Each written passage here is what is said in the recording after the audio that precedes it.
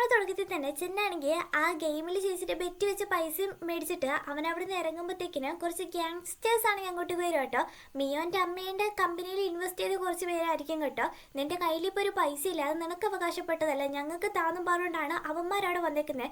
ഭയങ്കരമായിട്ട് അടിയൊക്കെ ഉണ്ടാക്കുന്നുണ്ട്. അപ്പോഴും അവനാണെങ്കിൽ ആ പൈസ വിടാതെ കയ്യിൽ തന്നെ പിടിച്ചേക്കുക കേട്ടോ. ഇവന്മാരാണെങ്കിൽ കുറച്ച് കഴിയുമ്പോഴത്തേക്കിന് ഹീറോ നന്നായിട്ട് അടിച്ചിട്ട് പൈസ അടിച്ചുകൊണ്ട് പോകാൻ വേണ്ടി നിൽക്കുമ്പോഴത്തേക്കിന് വേറൊരാളാണെങ്കിൽ വന്നിട്ട് നമ്മുടെ ഹീറോ രക്ഷിക്കുന്നുണ്ട്. ഇതാരാന്ന് വെച്ചാൽ ഒരു എപ്പിസോഡിലാണെങ്കിൽ നമ്മുടെ ഹീറോ ആണെങ്കിൽ ഒരാളെ രക്ഷപ്പെടുന്നുണ്ടായിരുന്നില്ലേ, ഇവൻ്റെ കയ്യിലൊരു വാച്ച് കൊടുത്തിട്ട് എന്നെ പറയാൻ പാടില്ലെന്ന് പറഞ്ഞിട്ട് അവനെ രക്ഷിച്ചത് അയാൾ വരെയാണെങ്കിൽ പറഞ്ഞിട്ടുണ്ടാവില്ലേ, ഇന്ന സ്ഥലത്ത് വന്നിട്ട് എന്ത് പ്രശ്നം ഉണ്ടെങ്കിലും എന്നോട് പറഞ്ഞാൽ മതിയെന്ന്. ആ വ്യക്തിയായിരിക്കും ഇപ്പോൾ അവനെ രക്ഷിച്ചത്. ഇയാളുടെ പേര് ചെയ്യാങ് എന്നാണ്. ഈ ചെയ്യാങ് ആയിരിക്കും ആ ക്ലബിൽ ബെറ്റ് വെച്ച് കളിക്കാനുള്ള അവസരം വരെ ഇവന് കൊടുത്തു കേട്ടോ. എന്നിട്ട് ഇവന് നേരെ വീട്ടിൽ വരുവാണ്. ഇവന്റെ കോലം കണ്ട് നിനക്ക് എന്താ പറ്റിയെന്ന് വെക്കും. എനിക്കൊന്നും പറ്റില്ല, ഇത് നിന്റെ സ്കൂൾ ഫീസ് അടയ്ക്കാനുള്ള പൈസ എന്നാണ് ഈ പറഞ്ഞു കൊടുക്കുമ്പോൾ ഇതിനൊക്കെ എവിടെ നിന്ന് കിട്ടിയ, നിനക്ക് എങ്ങനെ പരിക്കൊക്കെ വന്നെന്ന് വെക്കുമ്പോൾ ഞാൻ തെറ്റായ വഴിയിലൂടെ ഒന്നും സമ്പാദിച്ച പൈസ ഒന്നുമല്ല, ഞാനൊരു ഗെയിം കളിച്ച് ജയിച്ചുണ്ടാക്കിയ പൈസയാന്ന് പറയുമ്പോഴത്തേക്കിന് ഗെയിം കളിക്കാൻ പോയി ഇങ്ങനെ അടിയൊക്കെ ഉണ്ടാവുക, എന്തേലും ആവട്ടെ ഞാൻ മരുന്ന് വെച്ച് തരാമെന്ന് പറഞ്ഞിട്ട് മരുന്നൊക്കെ വെച്ച് കൊടുക്കുക. അങ്ങനെ അടുത്ത ദിവസം ഇവനാണെങ്കിൽ ഇവന്റെ ജോലിയൊക്കെ കഴിഞ്ഞ് വീട്ടിലോട്ട് കയറുമ്പോഴത്തേക്കിന് ഇവള് പെട്ടെന്ന് കഥ അടയ്ക്കുന്ന അവൻ ശ്രദ്ധിക്കുന്നുണ്ട് കേട്ടോ. എന്നിട്ട് അവളുടെ കഥയെ തട്ടിയിട്ട് മിയോ വാ, ഞാൻ സൂപ്പ് വാങ്ങിച്ചിട്ടുണ്ട് പറഞ്ഞത് അവൾ ഓടി വരുവാ കേട്ടോ. നീ അപ്പോൾ ഇതുവരെ ഉറങ്ങിയില്ല വെക്കുമ്പോൾ ഞാൻ ഉറങ്ങിയതായിരുന്നു, നീയല്ല എന്നെ വിളിച്ച് എണീപ്പിച്ചേ. ശരി എന്നാൽ പോയി കടന്നു പറയുമ്പോഴത്തേക്കിന് ഇല്ല എനിക്ക് ആ സൂപ്പ് കൊണ്ടെന്ന് പറഞ്ഞിട്ട് രണ്ടുപേരാണെങ്കിൽ സൂപ്പൊക്കെ കഴിച്ചോണ്ടിരിക്കുക കേട്ടോ. നൈറ്റ് ടൈമിൽ ഇങ്ങനെ വെറുതെ ഉറങ്ങാതെ ഒന്നും ഇരിക്കാൻ പാടില്ല. നീ ഹൈസ്കൂളിൽ പഠിക്കുന്ന ഒരു കൊച്ചല്ലേ എന്ന് പറയുമ്പോഴത്തേക്കിന് എനിക്ക് പഠിക്കാനുണ്ടായിരുന്നു കുറേ, കാരണം എൻ്റെ ഗ്രേഡ് ആണെങ്കിൽ ഇപ്പോൾ കുറഞ്ഞുകൊണ്ടിരിക്കുകയാണ്. ഞാൻ ടോപ്പിൽ വന്നില്ലെങ്കിൽ എനിക്ക് സയൻസ് ഗ്രൂപ്പ് കിട്ടത്തില്ല, ടീച്ചർ പറഞ്ഞിട്ടുണ്ട്. അവനും എന്നാൽ പിന്നെ ശരി നീ നന്നായിട്ട് പഠിക്കുന്നുണ്ട്, ഞാൻ സപ്പോർട്ട് ചെയ്യാന്നൊക്കെ പറയുമ്പോഴത്തേക്കിന് അവളാണെങ്കിൽ നാളെ എനിക്ക് എക്സാം ഉണ്ട്, അത് കഴിഞ്ഞിട്ട് ഞാൻ നിൻ്റെ കൂടെ ഫാക്ടറിയിലോട്ട് വരട്ടെ എന്ന് വെക്കുമ്പോൾ അങ്ങോട്ടേക്കൊന്നും വരണ്ട, എനിക്ക് വേറെ ജോലി റെഡി ആയിട്ടുണ്ട് എന്നും പറഞ്ഞുകൊണ്ട് അവനാണെങ്കിൽ പുറത്ത് കിടന്ന ഡ്രസ്സൊക്കെ ആണെങ്കിൽ എടുത്ത് വെക്കുമ്പോഴത്തേക്കിനും ഒരു ഡ്രസ്സാണെങ്കിൽ കീറിയത് കാണുക.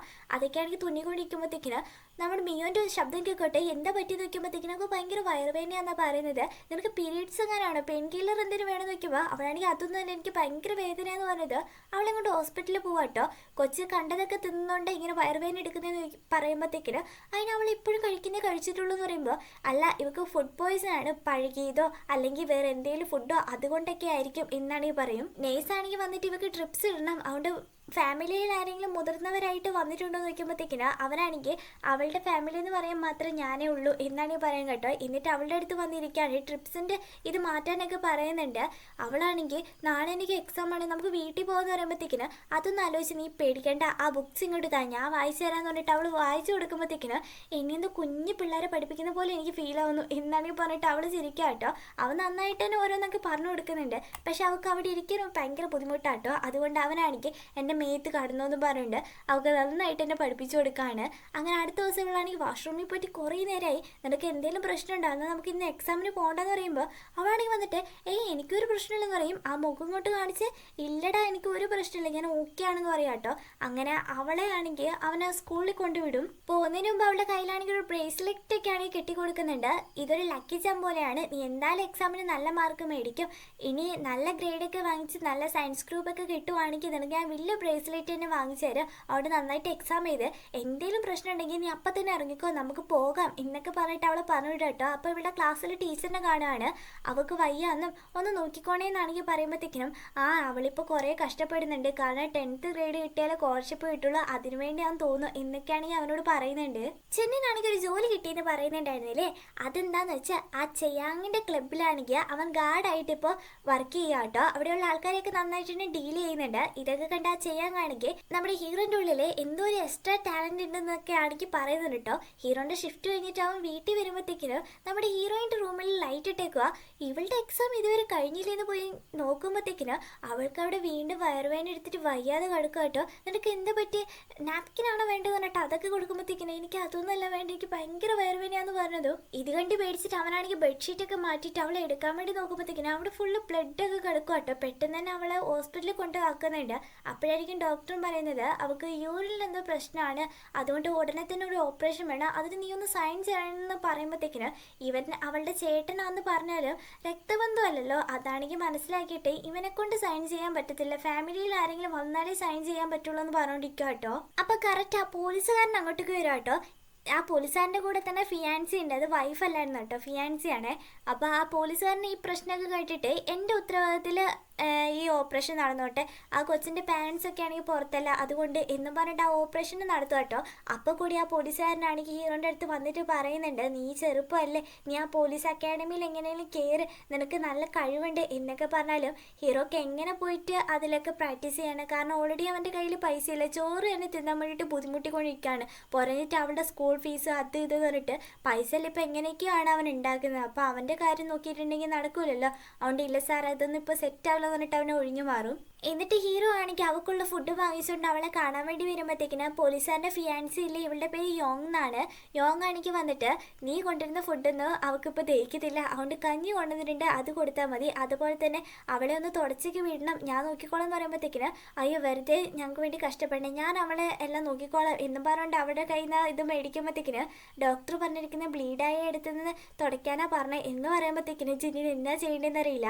നിന്നെ കൊണ്ടിത് ചെയ്യാൻ പറ്റില്ല, ഞാൻ തന്നെ നോക്കിക്കോളാം എന്ന് പറയുമ്പോൾ അവനും താങ്ക്സും പറഞ്ഞങ്ങ് പോകും കേട്ടോ. കുറച്ച് കഴിയുമ്പോഴത്തേക്കിന് അവൾ എണീക്കാണ്.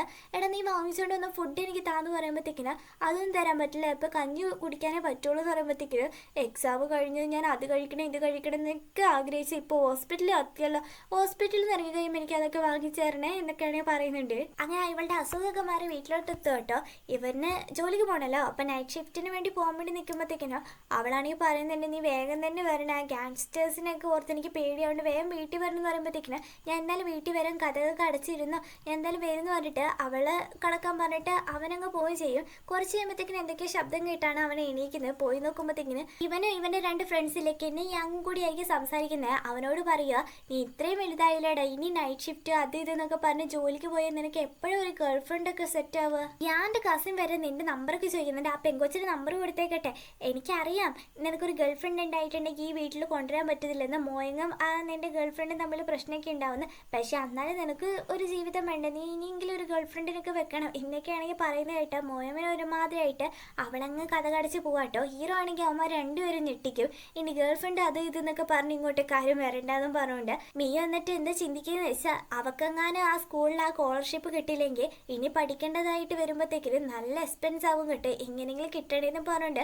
അടുത്ത ദിവസം ക്ലാസ്സിലോട്ട് വരുമ്പോഴത്തേക്കിന് അവളായിരിക്കും കേട്ടോ ടോപ്പർ, അവൾക്ക് ആ സ്കോളർഷിപ്പ് എന്തായാലും കിട്ടും. അതുകൊണ്ട് ഈ സന്തോഷ വാർത്ത പറയാമെന്ന് പറഞ്ഞുകൊണ്ട് സ്കൂളിൽ നിന്ന് ഇറങ്ങുമ്പോഴത്തേക്കിനും ഇവിടെ ഒറ്റയ്ക്കാക്കിയിട്ട് പോയി ഇവളുടെ അമ്മേനെയാണെങ്കിൽ കാണും കേട്ടോ. ഇത് കണ്ടത് അവൾക്കാണെങ്കിൽ തീരെ പിടിച്ചിട്ടില്ല. എന്നാലും രണ്ടുപേരും സംസാരിക്കുക, നിങ്ങളിപ്പോൾ എന്തിനും ഇങ്ങോട്ടേക്ക് വന്നെന്ന് വയ്ക്കുമ്പോഴത്തേക്കിന്, എനിക്കറിയാം നിനക്ക് എന്നോടുള്ള ദേഷ്യം, നിന്നെ ഒറ്റയ്ക്കാക്കി പോകാനൊന്നും പാടില്ലായിരുന്നു, നീ എന്തൊരു ബുദ്ധിമുട്ടെന്ന് എനിക്കറിയാം, പക്ഷേ മോളെ എൻ്റെ സിറ്റുവേഷൻ അങ്ങനെ ആയിപ്പോയി, നിന്നെ ഞാൻ എന്തായാലും ഇനി നന്നായിട്ട് നോക്കും, നിനക്ക് നന്നായിട്ട് പഠിക്കണം എന്നൊക്കെയല്ല ആഗ്രഹം, അവിടെ നിന്നെ എബ്രോഡ് കൊണ്ടുപോയിട്ട് പഠിപ്പിക്കാം, അതുകൊണ്ട് നീ എൻ്റെ കൂടെ വന്നേരുന്നാണെങ്കിൽ പറയുമ്പോഴത്തേക്കിന് ഇവക്കാണെങ്കിൽ നല്ല ദേഷ്യം വരുവാണ്.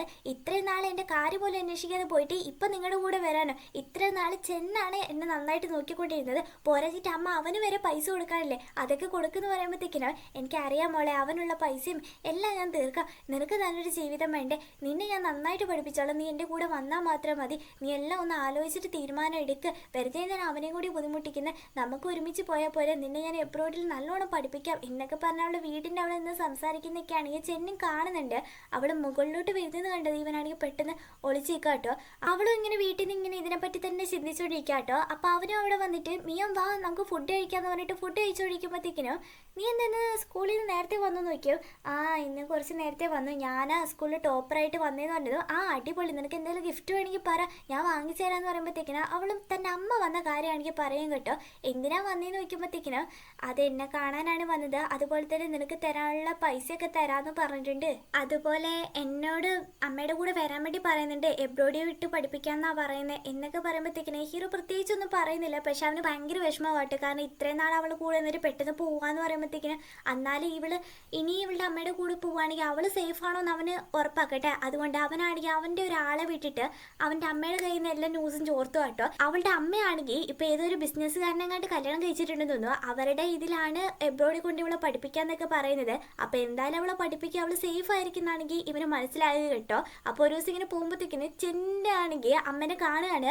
ആ ചെൻ നിന്നെ കണ്ടിട്ട് കുറേ നാളായല്ലോ എന്ന് പറയുമ്പോഴത്തേക്കിന് അവന് പറയാണ്, നിങ്ങളല്ലേ പെട്ടെന്ന് ഇവിടുന്ന് മുങ്ങുന്നത്, അതാ നമ്മൾ കാണാത്ത എന്നാണ് ഈ പറയുമ്പോഴത്തേക്കിന് മിയോൻ്റെ അമ്മയും പറയാണ്, നിനക്ക് തരാനുള്ള പൈസയൊക്കെ ഞാൻ തരാമെന്ന് പറയുമ്പോൾ, എനിക്ക് ആ പൈസയുടെ ഒന്നും ആവശ്യമില്ല, നിങ്ങൾ എനിക്ക് വേണ്ടി ഒരേ ഒരു കാര്യം മാത്രമേ ചെയ്താൽ മതി, മിയോനെ ഇനി ഉപേക്ഷിച്ചിട്ട് പോയില്ലേ, അവളെ വിഷമിപ്പിക്കരുത്, അവളോട് ഇനി കള്ളങ്ങൾ പറയരുത്, അത്രമാത്രം ചെയ്യാതിരുന്നാൽ മതി ഇന്ന് പറഞ്ഞുകൊണ്ട് അവൻ ആ പൈസ പോലും വേണ്ടെന്ന് പറഞ്ഞിട്ട് അങ്ങ് പോവാട്ടോ. അങ്ങനെ അടുത്ത ദിവസം മിയോൻ്റെ അമ്മയാണെങ്കിൽ അവളെയും കൂട്ടിക്കൊണ്ട് ഷോപ്പിങ്ങിന് വേണ്ടി വന്നേക്കുക.